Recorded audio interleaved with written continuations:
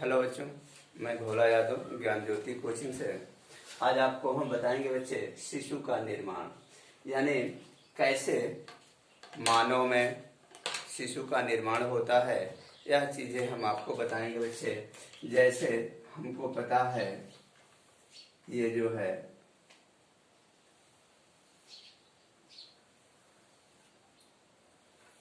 ये हमारी ये अंडाशय है,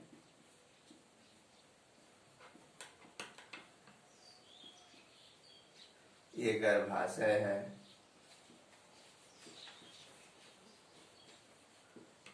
ये फैलोपियन नली है।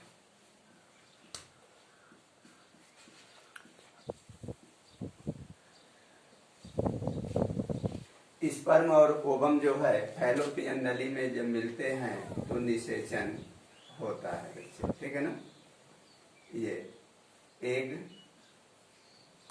और ये हो गया स्पर्म, ठीक है ना। जब स्पर्म और एग फैलोपियन नली में मिलते हैं तो निषेचन होता है, और यह निषेचन से ही जीव के शिशु के प्रथम अवस्था का प्रारंभ होता है। और यहाँ से अब निषेचन होने के 1 घंटे के बाद इसमें जो है चेंजिंग परिवर्तन शुरू हो जाता है, ठीक ना, यानी विभाजन शुरू होता है।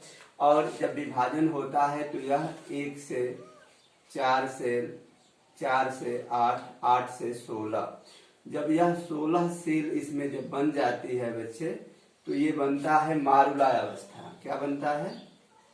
मारुला स्टेज ये बनती है, यानी एक गोल आकार की 8 कोशिकाओं का समूह बनता है और उसे हम मारुला कहते हैं। मारुला के बाद यह जो है धीरे धीरे धीरे धीरे यानी 3 से 4 दिन, ठीक ना, 3 or 4 डे, ठीक ना, डे में यह जो जाइगोट बनता है, युग्मक बनता है, यह युग्मक कहाँ आ जाता है? गर्भाशय में, यूटेरस। गर्भाशय में आने के बाद यहां से शुरू होती है ब्लास्टुला अवस्था, ठीक है ना, अवस्था। और यह अवस्था जो है 4 डे से 2 मंथ तक रहती है, ठीक ना। 4 डे से 2 महीने तक यह जो है ब्लास्टुला स्टेज चलता है, और उसमें यह सेल जो है विभाजित होकर के एक फुटबॉल की तरह संरचना बना लेती है।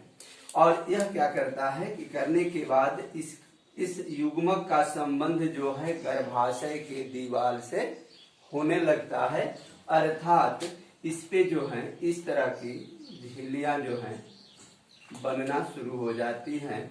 और जो इन जो झिल्लियां बनती हैं उसको पहले को कहते हैं एमनियन,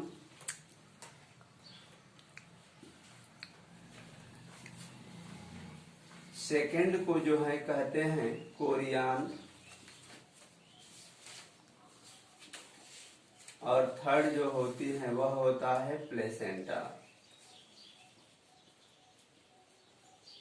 मतलब बच्चे ये 4 झिल्ली का निर्माण जो है ब्लास्टुला स्टेज में होती है।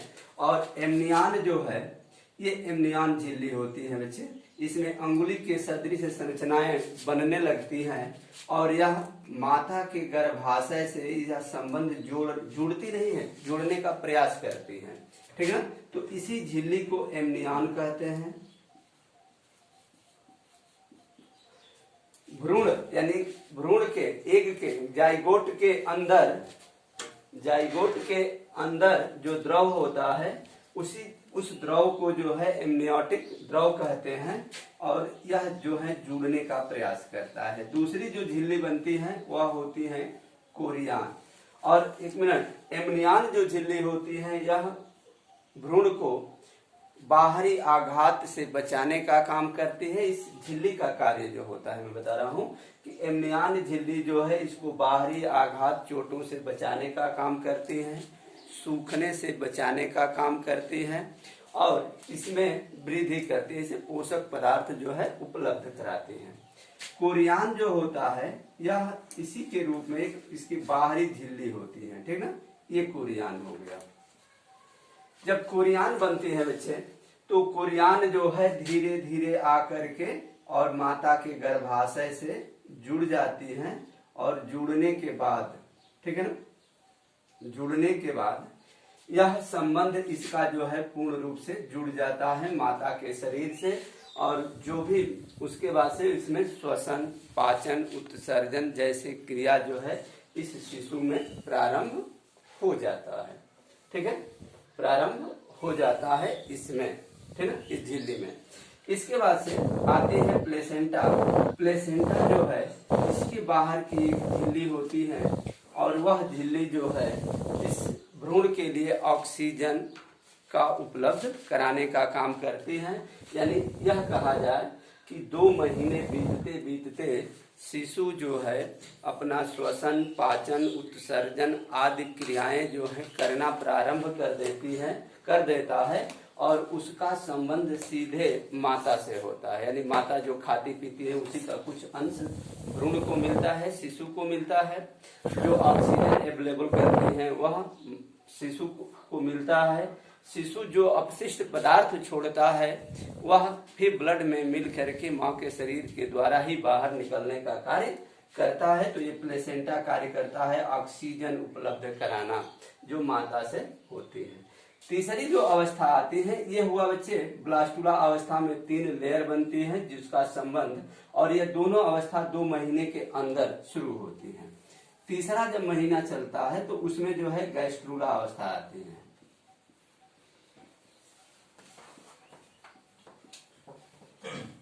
ठीक है, गैस्ट्रुला अवस्था ये 2 महीने के बाद 2 मंथ से 3 मंथ के बीच की अवस्था होती है। इस अवस्था में होता क्या है, अब इसके आगे हम बताने जा रहे हैं बच्चे कि ये झिल्लियां जब बन जाती हैं तीनों, तो जो भ्रूण होता है ये, ठीक है ना, इसके बाद ये झिल्लियां बनती हैं। यह भ्रूण जो है 3 भागों में बंट जाता है, ठीक है ना, यानी 3 लेयर बनती है इसका, ठीक है ना। गैस्ट्रुला अवस्था में ये 3 लेयर बनाती हैं, और फर्स्ट लेयर का नाम जो होता है वह होता है एक्टोडर्म,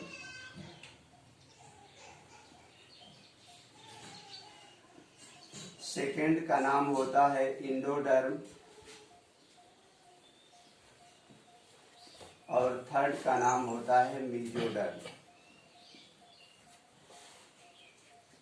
ठीक है बच्चे, यह जो है इक्टोडर्म अब यहीं से तीसरे महीने में प्रारंभ हो जाता है। बच्चे के शरीर में त्वचे पर बाल, सिर, हाथ, पैर, पेट, नाक, मुंह आदि का निर्माण होना जो है प्रारंभ हो जाता है। तो ये जो है यह त्वचा का निर्माण करते हैं, ठीक है ना, त्वचा का निर्माण करना, बाल का निर्माण करना। इंडोडर्म जो है यह फेफड़ा, हृदय, किडनी, आहार नाल आदि का निर्माण करता है। ये मीजोडर्म जो है यह रुधिर और मांसपेशियां, ठीक है ना, ये देखो बच्चे इनका निर्माण करती हैं। यानी 3 महीना बीतते बीतते जो शिशु जो होता है वह 3 महीने में 3 इंच का होता है, ठीक है, यानी 3 माह में यह 3 इंच का हो जाता है। और उस अवस्था 3 इंच के ही अवस्था में समस्त इन अंगों का निर्माण हो जाता है। हाथ, पैर, हड्डी, कान, नाक, त्वचा, फेफड़ा, हृदय आदि उस 3 इंच में, 3 इंच यानी इतनी बड़ा बनता है, और उसी में पूरे अंग का डेवलपमेंट हो जाता है। जब 4 माह का होता है तो 7 इंच का हो जाता है। फिर 6 माह का जब होता है तो यह बढ़ करके 15 से 15 इंच का हो जाता है। 9 माह का होते होते यह जो है लगभग 18 से 20 इंच का लंबा जो है शिशु बन जाता है, ठीक है, इतने बनता है। और जिसका वेट जो है 3 केजी से 4 केजी का हो जाता है। एक स्वस्थ भ्रूण का वजन, शिशु का वजन इतना हो जाता है, और यह शिशु जो है जन्म लेने के काबिल हो जाता है। और उसके बाद जब 9 माह आता है तो इसमें एक हार्मोन आता है जिसका नाम होता है ऑक्सीटोसिन, ऑक्सीटोसिन, ठीक है ना। ये ऑक्सीटोसिन हार्मोन्स जो है माँ के शरीर से गर्भाशय में सिक्रिट होने लगता है और जिसकी उत्तेजना क्रमानुकुंचन के कारण जो है शिशु माँ के शरीर से बाहर आता है या जन्म जब लेने वाला होता है तो माँ जब जाती है प्राथमिक उपचार केंद्र हॉस्पिटल में तो वहाँ डॉक्टर जो है इसी का इंजेक्शन लगाता है वैसे ऑक्सीटोसिन का, ठीक है। तो यह जो है यह हार्मोन्स जो है इसी हार्मोन्स के कारण बच्चे जन्म लेते हैं, यानी उसके जन्म लेने में यह हेल्प करता है ऑक्सीटोसिन।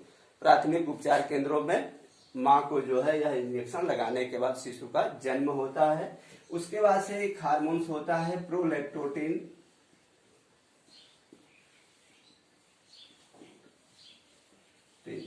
ये हार्मोन्स के कारण जो है माँ के स्तन से दूध का स्राव जो है 24 आवर बाद यानी 24 घंटे बाद बच्चे के शिशु के जन्म लेने के बाद यह प्रोलैक्टोटिन हार्मोन्स होता है जो सक्रिय होता है और 24 घंटे के बाद माँ के स्तन से दूध का स्राव होने लगता है। और जो पहला जो दूध का जो स्राव होता है जो हल्का पीले रंग का होता है, ठीक ना, उसको जो है वह उससे जो है बच्चे को उसको पिलाना जरूरी होता है, उससे उसमें प्रतिरक्षा तंत्र का निर्माण होता है।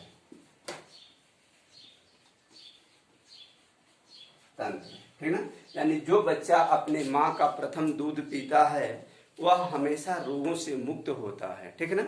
और जो नहीं पीता है उसमें प्रतिरक्षा तंत्र की कमी रहती है और बच्चे बार बार रोगों से ग्रसित होते रहते हैं। तो यह जो है यह जिसको हम लोग गांव की भाषा में फेनुस भी लोग कहते हैं, खीस भी कहा जाता है, शब्द उसका नाम होता है, ठीक है।